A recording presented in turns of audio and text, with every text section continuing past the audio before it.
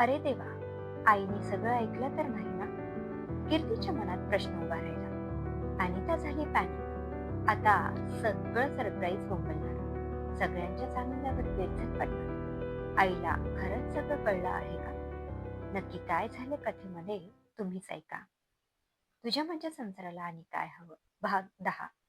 आईची धुसफूस चालूच होती. बाबा तसे बरोबर शांत होते, पण मनातून थोडेसे दुखावले गेले होते. आई आडून आडून आठवण करून द्यायचा प्रयत्न करत होत्या, पण अनिता आणि कीर्ती जाणून बुजून विषय टाळत होत्या. मुलांना, उद्या शॉपिंगला जायचं आहे तुम्हा सगळ्यांना. कपडे घ्यायचे आहेत. अजिबात किरकिर करायची नाही. सकाळी ब्रेकफास्ट झाला की निघायचं. एक दिवस नाही खेळला तर काही बिघडलं नाही, समजलं? उद्या कोणाचं नाटक नकोय मला. मुलांचे शॉपिंगच्या वेळी नेहमीच चालणारे कुरकुर चांगलीच माहीत असल्यामुळे कीर्तीने आधीच मुलांना दम दिला. खेळणं सोडून शॉपिंगला यायला मुलं नेहमीच कंटाळायची. पण आता पर्याय नव्हता. आई बाबा, तुम्ही बोर व्हाल आणि दमाल उगीच. त्यामुळे घरीच थांबा. आम्ही दोघी मुलांची शॉपिंग उरकतो आणि मग हवं तर तुम्ही या तिकडे. मग तुमचेही कपडे घेऊन टाकू म्हणजेचे, की आम्हीच करू तुमची खरेदी. अहो ताई, आत्ताच तर नवीन कपडे आणले आहे ना आई बाबांना. ते छान आहेत ना. आणि गेल्या महिन्यात सुद्धा आईंसाठी एक छान साडी आणली होती. तिचीही घडी अजून मोडली नाहीये त्यांनी. ती आणायला सांगता येईल विनायला. आणि बाबांचे सुद्धा बरेच नवीन कपडे पडून आहेत घरी. ते आणता येतील ना? काय करायचे आहेत अजून कपडे? बघा म्हणजे, तुम्हाला हवे असतील तर घेऊ अजून. पण उगीचच वायफळ खर्च करू नका असं आई बाबाच म्हणतात नेहमी. हो ना आई बाबा?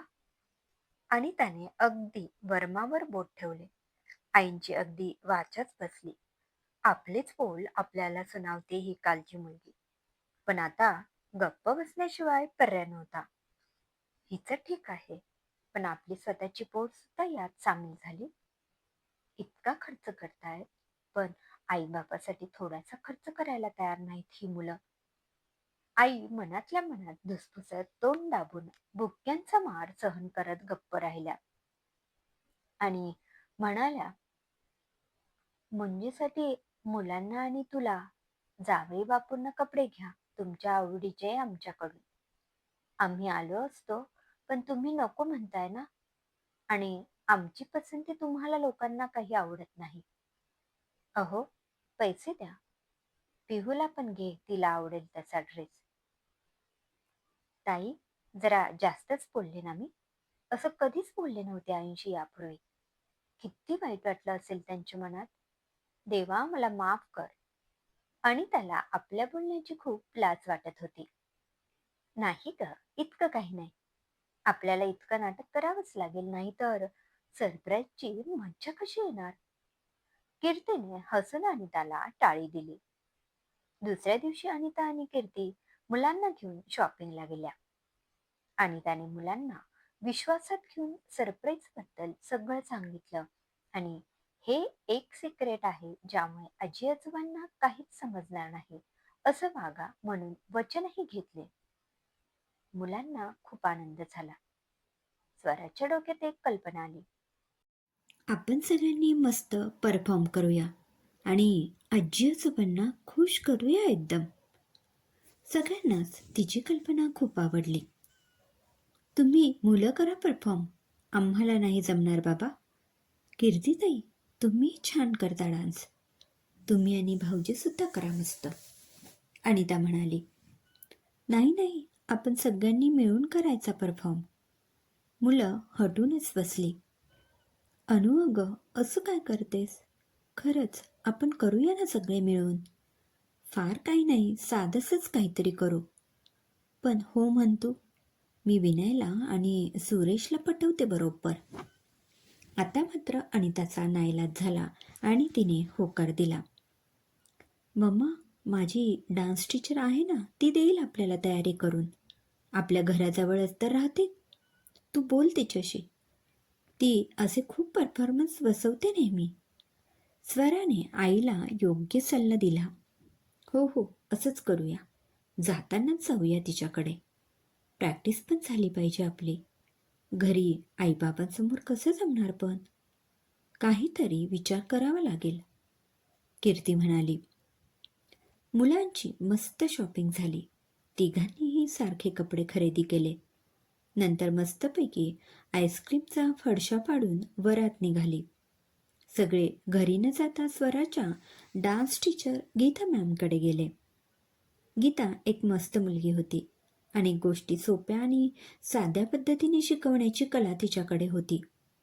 प्रत्येकाला आपल्या कृतीप्रमाणे शिकवून, पण तरीही त्यात एक वेगळा टच देऊन प्रत्येक इव्हेंट अगदी थाटात करण्यात तिचा हातखंडा होता.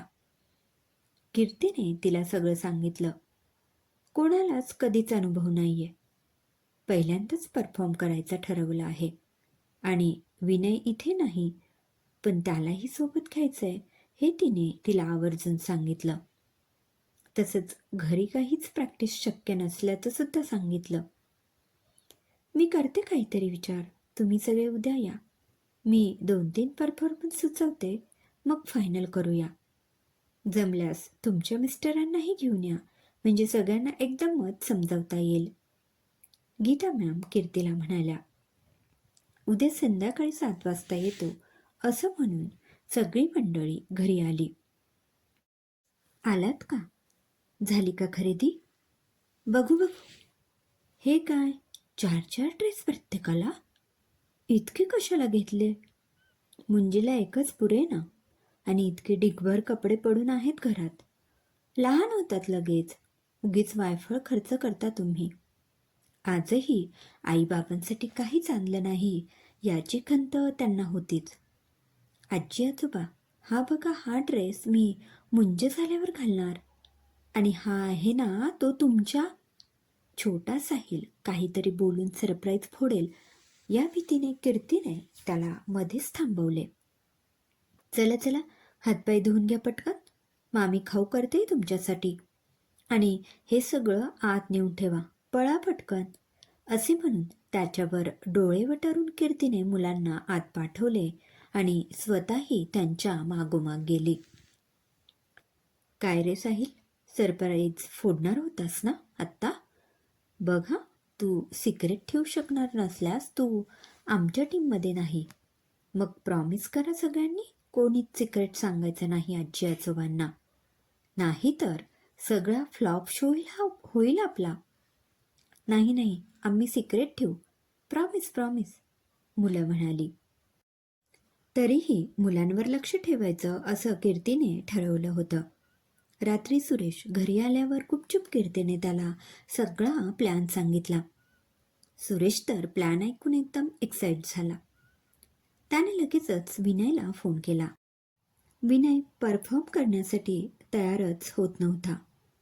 अहो भाऊजी, कसं शक्य आहे? एक तर मी कार्यक्रमाच्या फक्त 4 दिवस आधी पोहोचणार. कधी करू प्रॅक्टिस? आधीच मी असं काही केलं नाहीये यापूर्वी. नकोच ते, तुम्ही सगळे करा. अरे असं काय करतोस? तू फक्त हो म्हण, आणि आम्ही सगळे सुद्धा कुठे काय करतो असं? आता चान्स मिळालाय तर करूया ना जरा मज्जा. बरं असं करू, ट्राय करूया. जमलं तर ठीक, नाही तर सोडून देऊ. मग तर झालं ना. आणि तुझी सगळी तयारी मी करून देईल. आता तरी ओके ना? आणि ती गीता मॅम भारी आहे म्हणे. सुरेश विनयला म्हणवत होता.